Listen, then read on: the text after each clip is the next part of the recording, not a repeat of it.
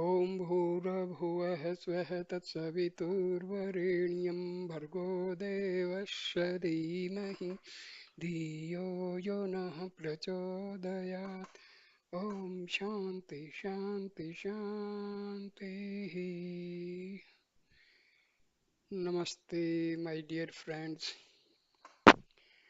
Today I am giving you one very good video on Ellam Ondre, that means all is one, a wonderful book that was prescribed by Bhagwan Sri Ramana Maharshi to his devotees. He used to say, if you want moksha, write, read, and practice the instructions in Ellam Ondre. Bhagwan Sri Ramana Maharshi. On another occasion,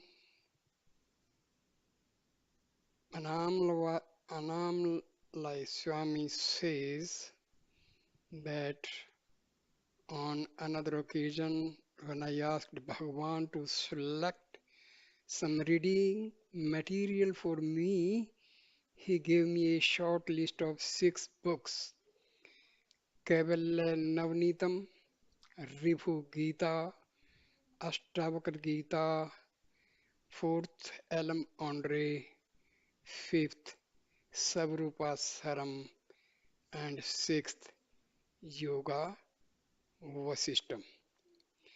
He laid particular stress on Ellam Ondre, telling me, if you want moksha, write, read, and practice the instruction in Ellam Ondre. Who said this? Anamlai Swami, where it is occurring in the book Living by the Words of Bhagwan.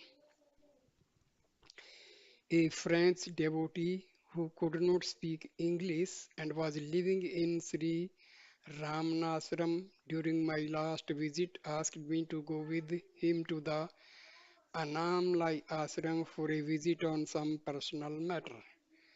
While I was there translating for this devotee, I noticed Anamlai Swami's book Living by the Words of Bhagwan for sale. I immediately purchased it, and while reading through it found the reference to all is one.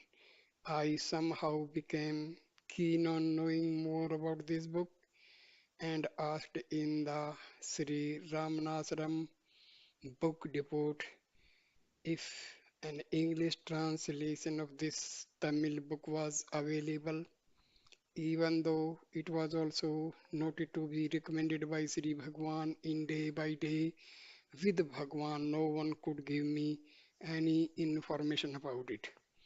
4 or 5 days before my departure, something made me remember that probably in the Anamlai Ashram I could find out some information about the book. The ashram manager told me it was only available in Tamil and that the last English translation had been printed privately sometime around 1950. However, he had a photocopy of that translation and allowed me to copy it for myself. Around the same time, a French devotee with whom I had earlier discussions about the book came to me and showed me the French translation. In spite of it being printed in Pondicherry, she had purchased it in Paris. I am now sending it to you because I think that we should make an effort to publish it for the benefit of devotees and Advaita students, even if it is in the form of a small, inexpensive brochure. It appears that this 19th century anonymous composition was highly valued by Sri Maharshi, and for this reason alone, I am sure many will be interested in studying it. A letter from Eurico MS Saraiva, Lisbon, Portugal. Table of contents. Each chapter contains 10 points for your contemplation meditation. This book was created from a scanned copy of an early translation and differs from some other versions that appear to have edited this earlier version by changing or adding wording. Our only addition to the original text was to add the missing number 7 to the appropriate point in chapter 2. We have also added a table of contents with hot links to various pages as well as a few photos. The chapter number 1 is unity, number 2 is you, number 3 is God, number 4 is peace, number 6 is action, number 6 is ego. Man court happiness and shun misery. It is the same with other beings also. This holds good for the common run of mankind, but the higher order is bent upon right conduct, enduring patiently the good or evil that it may bring. Fellowship with these be lasting, whereas fellowship with ordinary people not be. Good will result to the world through fellowship with the higher order only. The question then arises, what is right? The point is important, but the answer has not been found. Why? Because what is right is determined by circumstances. However comprehensive a work may be written on the subject, there will always be circumstances not envisaged by the author. Therefore, it becomes necessary to realize that state which will enable us to assess the various conditions and determine what is right. That state is only, that state is one only. There are no states like it. Although it is single, it is extraordinary that the worldly wise consider it exceedingly rare. Nothing can be more extraordinary than this. That unique state is very clearly taught in the Upanishads.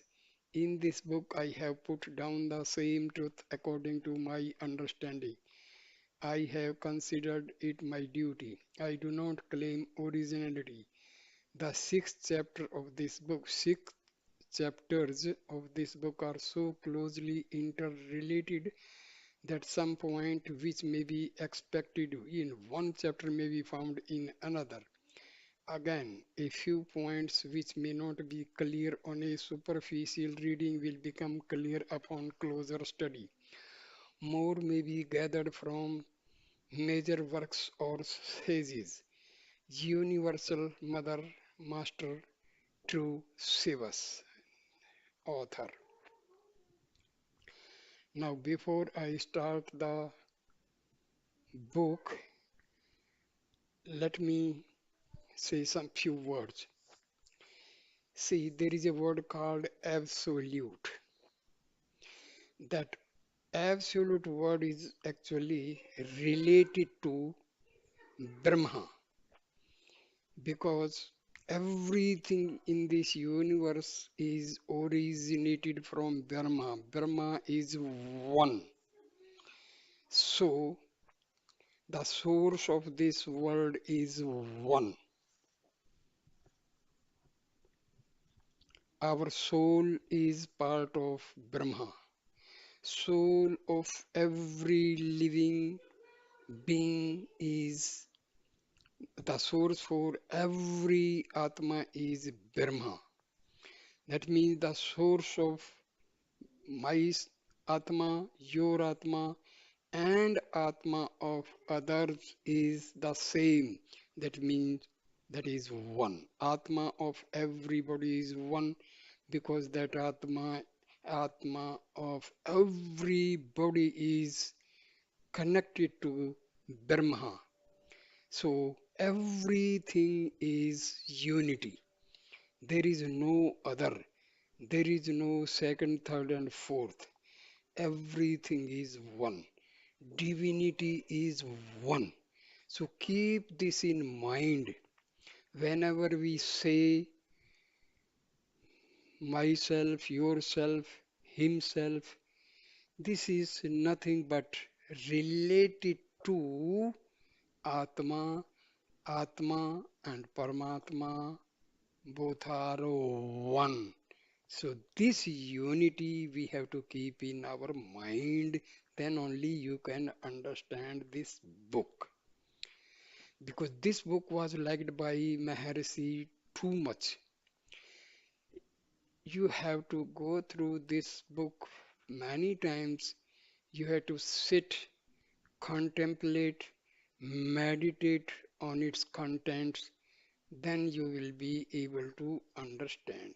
Just by reading and listening, it may seem to be unclear, but when you sit and contemplate, you will understand.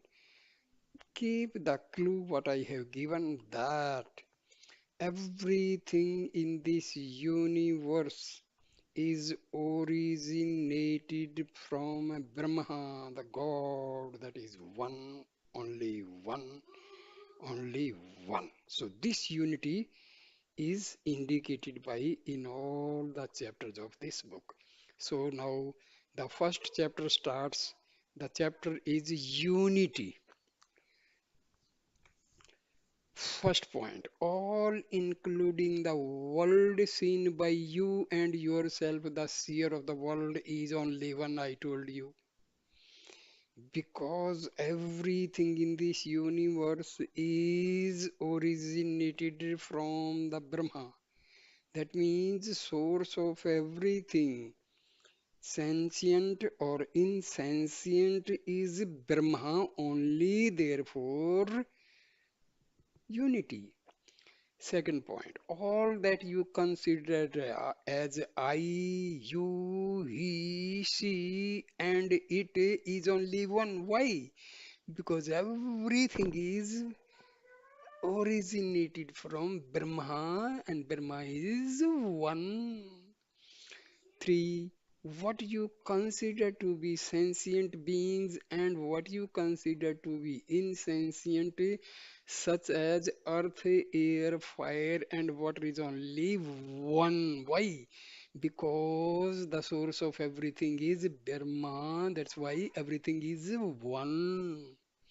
Fourth point, the good which is derived from the good which is derived by your considering all as one cannot be had by considering each as separate from the other. Therefore, all is one. Fifth point, the knowledge of the unity of all is good for you and good for others as well. Therefore, all is one. Because everything is connected to Brahma. Brahma is only one. Source of everything is one.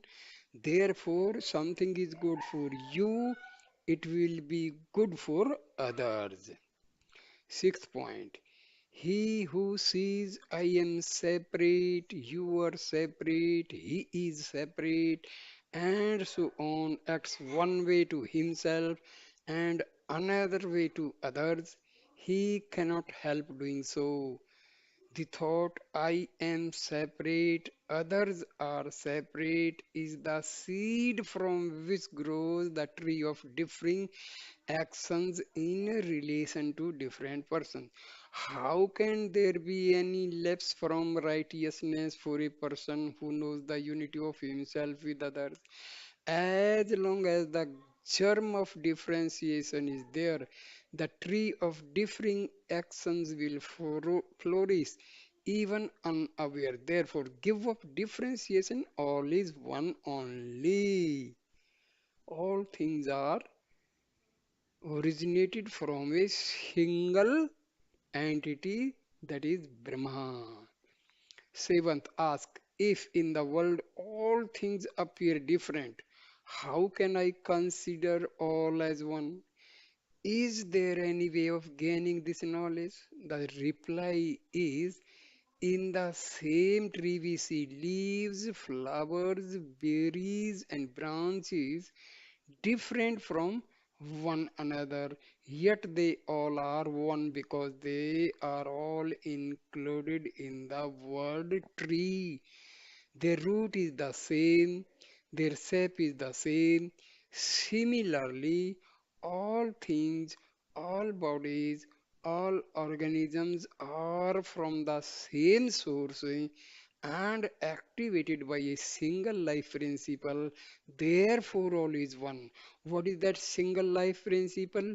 Brahma. Because every sentient or insentient is originated from Brahma, and Brahma is one. Brahma is one. Eighth point. Oh God, man, oh good man, is the statement that all is one, good or evil. Think for yourself, just as the person will always be righteous who regards himself like others and others like himself, how can any evil attach itself to him who knows himself to be others and the others to be himself? Tell me if there is any better way for obtaining good than the knowledge of unity. Certainly, other methods cannot be as good as this one. How can anyone love others more than when knowing them to be himself? To know them in unity, love as unity, for they are truly one. Ninth, who can share the mental peace and freshness of the knower of unity? He has no cares. The good of all is his own good. A mother considers her children's well being to be her own well being. Still, her love is not perfect because she thinks she is separate and her children are separate. The love of a sage who has realized the unity of all far excels even the love of a mother. There is no other means of gaining such love than the knowledge of unity, therefore, all is one. Number 10. Know that the world as a whole is your undecaying body and that you are the everlasting life of the whole world. Tell me if there is any harm in doing so. Who fears to go the harmless way? Be courageous. The Vedas teach this very truth. There is nothing but yourself. All good will be yours. Yeah, you become the good itself. All that others gain from you will be good only. Who will work evil to his own body and soul? A remedy is applied if there is an abscess in the body. Even if the remedy is painful, it is meant to do good only. Such will be some of your actions. They will also be for the good of the world. For that reason, you will not be involved in differentiation. I put it briefly, the knower of unity will act as one. One should. In fact, the knowledge of unity make him act. He cannot err. In the world he is God made visible, all is one.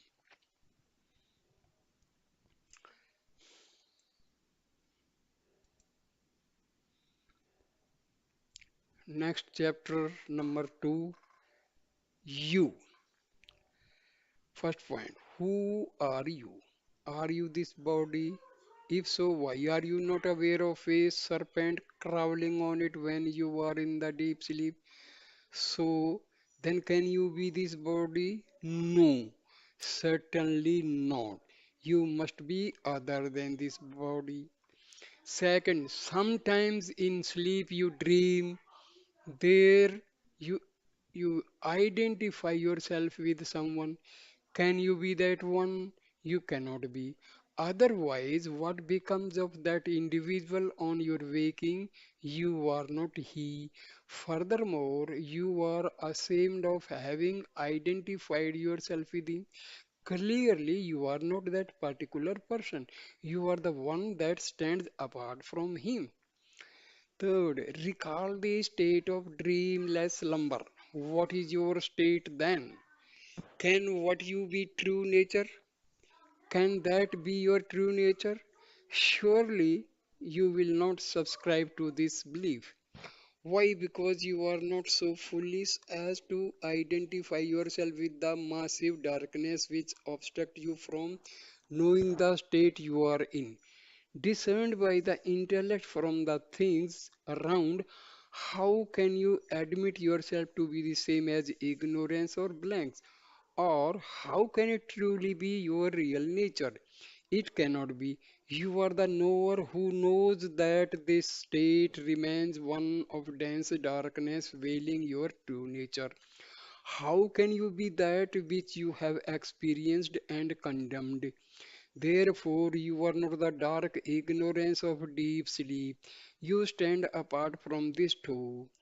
When it is said that even this gross body is not you, can you be any other thing which is yet farther away from you? In the same way that you are not this gross body, you are not anything farther from the body, nor the dream person, nor the ignorance of deep sleep. You are distinct from these three states and this world. Fifth point.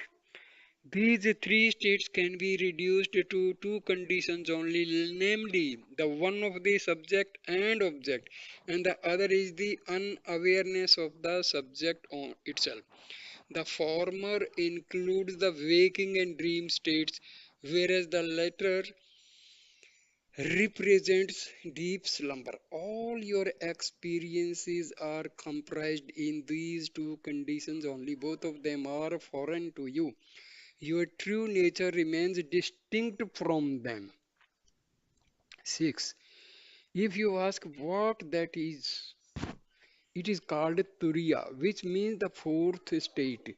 Why is this name used? This name is proper because it seems to say the three states of your experience, waking, dream, and deep sleep, are foreign to you, and your true state is the fourth, which is different from these three. Should the three states, waking dream and deep sleep, be taken to form one long dream, the fourth state represents the waking from this dream. Thus, it is more withdrawn than deep sleep, also more wakeful than the waking state.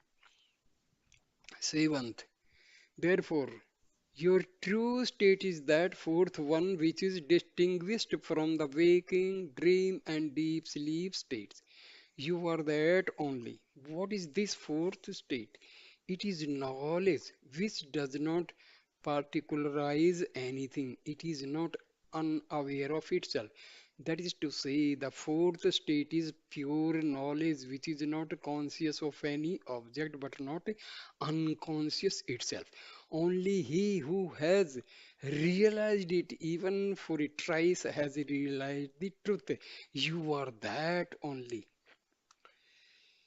Eighth, what is there more for him who has gained the fourth state? Practically, it is not possible for anyone to remain forever in that state. That is the state of no particular knowledge. He who has realized the fourth state later wakes up in this world, but for him, this world is not as before. He sees that what he realized as the fourth state shines forth as all this. He will not imagine this world as distinct from that pure knowledge. Thus, what he saw within, he now sees without any different form. In the place of the differentiation of old, he is now established in the state of non differentiation everywhere. Now he is all. There is nothing distinct from himself. His eyes closed or open, whosoever the things may change. His state remains unchanged. This is the state of Brahma. This is the natural eternal state. You are that ever true state. Ninth, there is nothing beyond this state. The words inward and outward have no meaning for him. All is one. His body, speech, and mind cannot function selfishly. Their workings will be praised for the good of all. The fragmentary I is lost forever. His ego can never revive. Therefore, he is said to be liberated here and now. He does not live because his body lives, nor does he die because his body dies. He is eternal. There is nothing other than he. You are he. You are he means you are Atma. Simple. Don't be confused. Number 10. Who is God? He is grace. What is grace? Awareness without the fragmentary ego. How can one know that there is such a state? Only if one realizes it. The Vedas allowed such a one as having realized God and become one with Him. Therefore, the greatest good that one can derive from the world and the greatest good which one can render unto it is to realize this state. In fact, there are no states besides this. They appear in the state of ignorance. For him who knows there is one state only, you are that. What is that state you are talking? Here, the state is nothing but Atma. Atma and Brahma, do not separate them. Atma and Brahma are one. That is what unity is. Brahma and Atma of mine, yours, there, and everybody's Atma is the same as Paramatma. So this is what unity. And this Turiya and all is nothing but the state when you recognize your Atma. Okay. What is realization? When the veil of mind, veil of ego, veil of maya, veil of vasanas, they are removed. So Atma shines in the form of I, I. So the whole this body starts vibrating with the thrilling action of I am Brahma. I am Brahma. Myself and Brahma is not separate. We, myself and Brahma, one. No difference. So this is the gist of this chapter. Next chapter is God. First point, who is God? God is He who has transcended all that is seen by us. He is beyond everything what we see in this world. If transcending this world, is there no relation between him and this world? Not a particle here is unrelated to him. That means everything is related to God. Then what is meant by transcending the world? The world comprises us and the objects seen by us. In other words, the animate and inanimate together form the world. What shall we say of him who created the beings and things? Of these two, we say the conscious beings to be superior. All that we can all that we can apprehend is that he belongs to the higher order of beings known to us. Our intellect cannot proceed further. Thus, our Creator is superior to us. He cannot be apprehended by our intellect. Therefore, his name transcended being. Kadabul means that he surpasses our intellect. Hence, his name is Kadabul, transcended being. Number two, can God then not be made known to us? Not quite so. In a way, he is known to us. This much of his grace is enough for us. We have no need for all his greatness. He has made known so much of his greatness as will suffice to eradicate our misery. There is no reason for him to reveal a jot more of his power than is necessary to remedy our defects in the present state. Thus, he is known according to our needs, nay, he is in our grasp. However, limitless, he is within reach of our knowledge to some extent. Third, what is it which brings him within reach of our knowledge? That he is known as being consciousness bliss. Sat Chit Anand. Satchidanand Savrup. Being denotes that which is imperishable, that which exists forever. Being means Atma. Being means Brahma. Remember these things. Do not be confused by these words. Being means Sat, which is ever existing, which never perishes, and that is God and Atma. Should he become non existent at any time? Who is his destroyer? Who created him, since the perishable nature of all leads to the inference that they are lorded over by one who is imperishable. This important this immortal overlord is God. His imperishable nature is being, that is Sat. Sat means that is ever existing. Now, what is consciousness? That is called chitta. By consciousness, we mean knowledge. This is absolute knowledge and not like our erring intellectual knowledge. Irregularity or mistake cannot stain its actions. It is knowledge, pure and simple. Frequently, he teaches us saying, your knowledge is irregular and erring. How orderly are even the insentient objects of his creation. It is known to many how an atheist was taught a good lesson when he derided the scheme of things, saying, why did he make the seed so small for the banyan tree which is so big? That an insentient thing is found in good order and later becomes useful implies a conscience agency at work. Can a simple insentient thing do something which is possible for unfailing knowledge only? Or can't it be done by our inadequate knowledge? No, it can never be. Therefore, God is said to be consciousness, chit also. Now, what is bliss? It is the state of being free from desire for anything.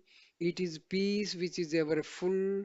Were he to desire anything, how could he be better than ourselves? How could we gain bliss from him? He himself would require another being to fulfill his desires, but who would think him to be so? The state of self contentment is that of bliss also, therefore, he is called bliss ananda. The three, being, consciousness, and bliss, are inseparable. Otherwise, they would become not individually. Hence, he is known as being consciousness, bliss, Sat Chit Ananda. Thus, God remains not only transcendent but also falls within the reach of our knowledge as being consciousness bliss. See here, what is actually knowledge? We study physics, chemistry, biology, commerce, engineering, medical sciences, and all this is called secular knowledge. And this knowledge is belonging to this body. But the knowledge about Atma and Paramatma, that is the actual knowledge what we are talking about. Knowledge and knowledge and knowledge. Otherwise, other than divinity, the knowledge of objects in this world, that is secular knowledge, and it is not at all knowledge. Knowledge of divinity is carried forward after this body dies. But the knowledge of chemistry, physics, biology, and all dies along with this body. Remember this. These are the things we have to understand.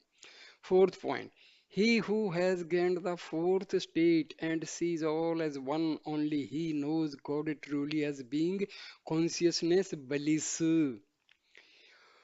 Words cannot express nor the ear hear how such a one is united with God. It is a matter of realization, but there are ways and means for such realization. They can be spoken of, learned, and acted upon. Just now it was told that being, consciousness, and bliss are inseparable. Why? See, what is being? Being means God and Atma. That is existing forever. What is consciousness? That is Atma. So Atma and Paramatma inseparable. What is bliss? The basic nature of this Atma is Anand. So Anand and Atma cannot be separated. So being, consciousness and bliss are inseparable. Because bliss is the nature of God, bliss is the nature of Atma. Atma and Paramatma are same. Therefore, being, consciousness, and bliss are inseparable. That is unity. Fifth point. He who can be realized thus is God. He has no name, we give him a name. He has no form, we give him a form.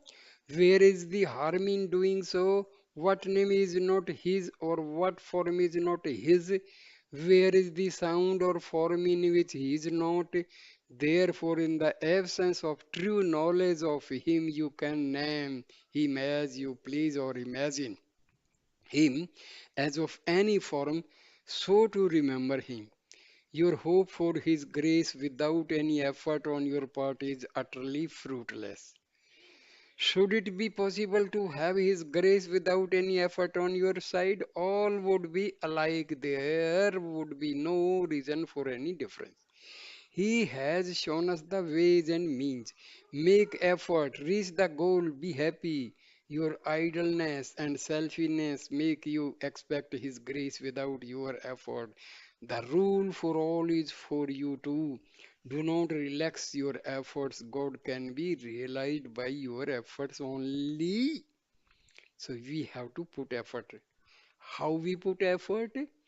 We go for self inquiry, we use austerities, we regulate our diet, we make our body healthy, we observe various rules, we have to speak less and truth. So we have to put effort. See, we have to purify our mind. We have to direct our mind inwardly. We have to direct our ego inwardly.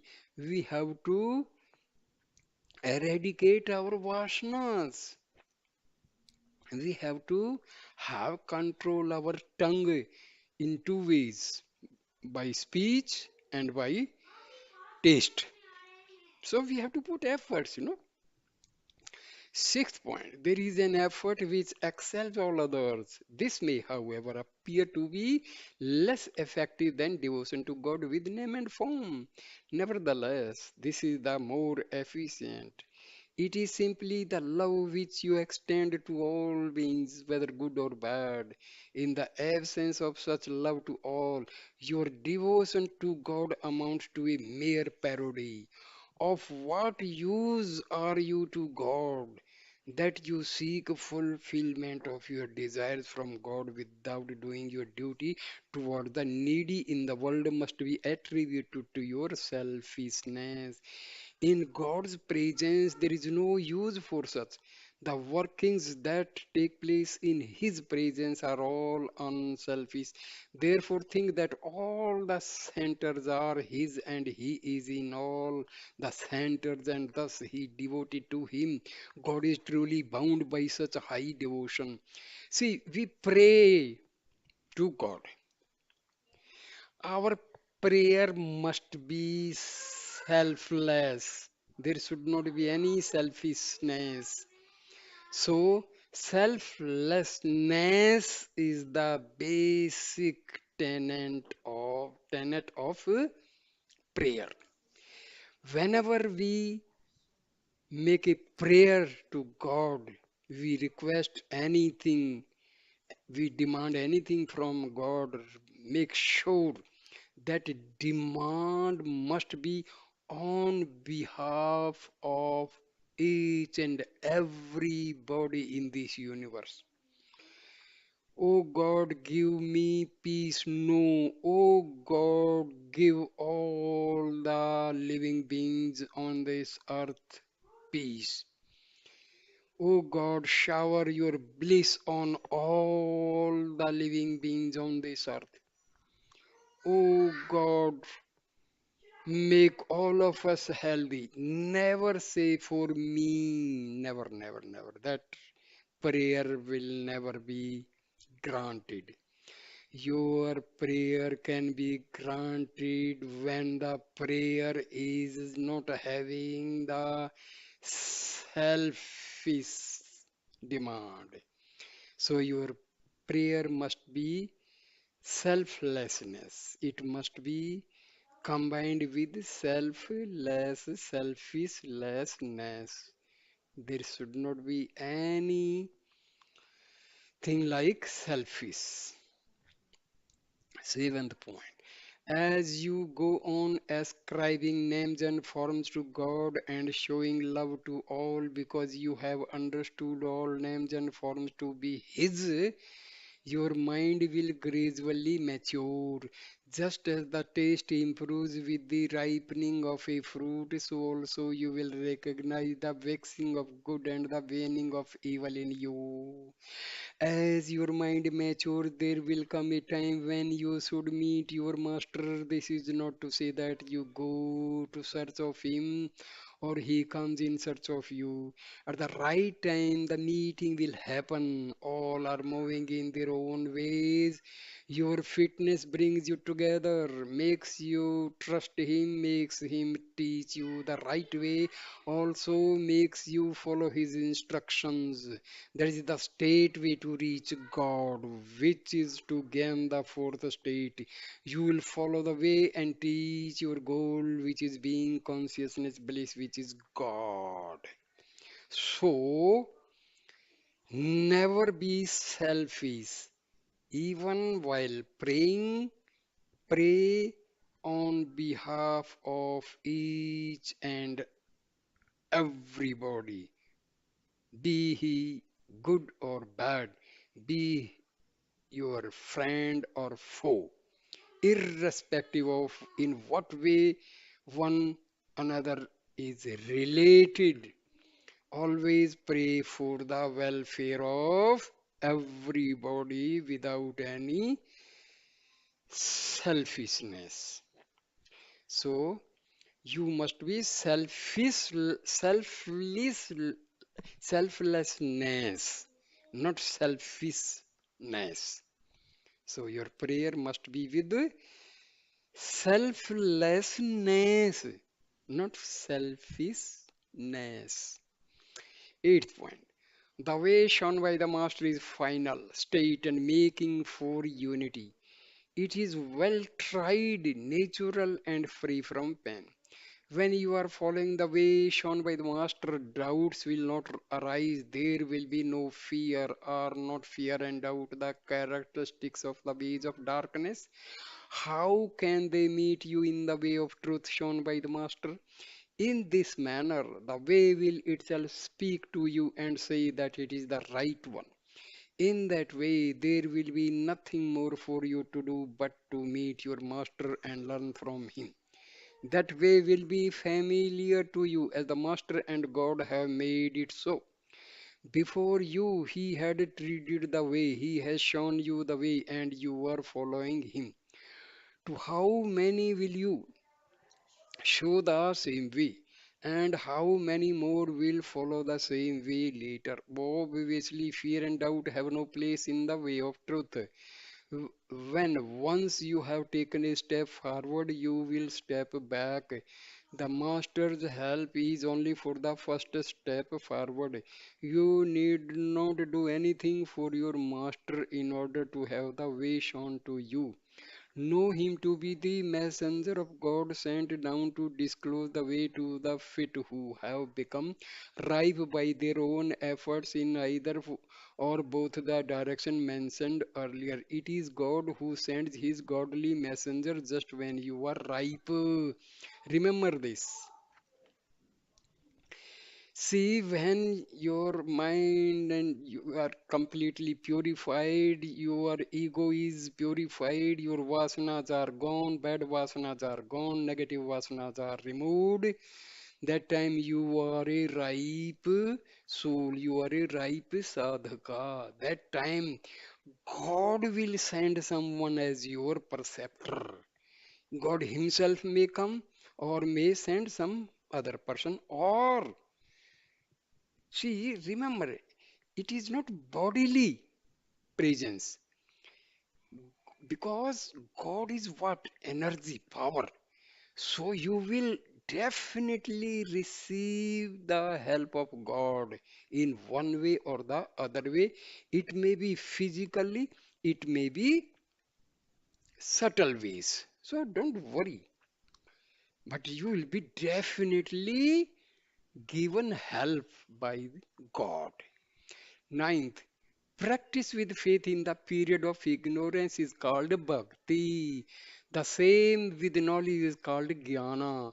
Of the two divisions of bhakti, the one is devotion to God with name and form, and the other is karma, which is love for all. Of the two divisions of jnana, the practice of the true way shown by the master is called yoga, and the resulting state is called jnana. It is natural for all to believe in something which is not seen and then to find it.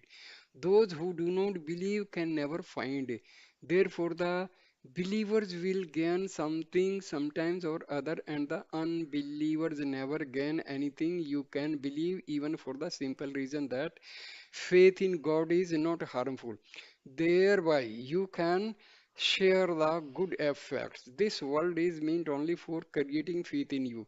This is the purpose of creation. Have faith and you can reach. See, first thing must be your determination to see God. Then you must have faith. If there is no faith and shraddha, then you cannot meet God. So there must be determination, there must be effort, there must be yearning, desire, deep desire, and there must be faith. Yes, there is God. So this belief should be there, determination should be there, effort should be there. There should be purity of mind, there should be purity of mind, there should be purity of your heart. So you have to put efforts. 10th,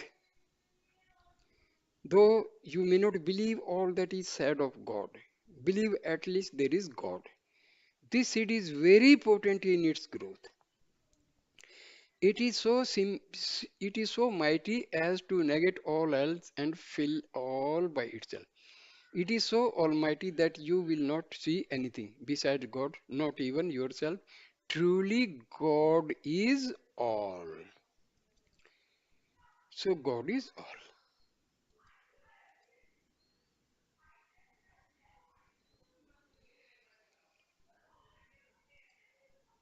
So we have covered so far three chapters of All is One, Ellam, Ondre. So there is not that much difficult to understand what is this All is One, because everything originated from Brahma. All Atmas, they are belonging to Brahma. There is no difference between Atma and Paramatma. This complete objective world is produced by God. So everything insentient or sentient belongs to God. So that's why unity, absolute. The word absolute means only one, and that only one is God. God is only one. And all the souls, all the sentient, all the insentient object in this world, they are belonging to God only. Their source of origin is God only. So that's what is unity. The basic nature of everybody's soul is Sat Chit Anand, Satchidanand. Because Atma is ever present. Atma is basic nature is peace, tranquility, and bliss. That's why it is called Sat Chit Anand, Satchidanand. Everything in this universe is belonging to God. That's what is known as all is one. Because everything in this world, whether sentient or insentient, is God, and God is one. So that is the meaning of all is one.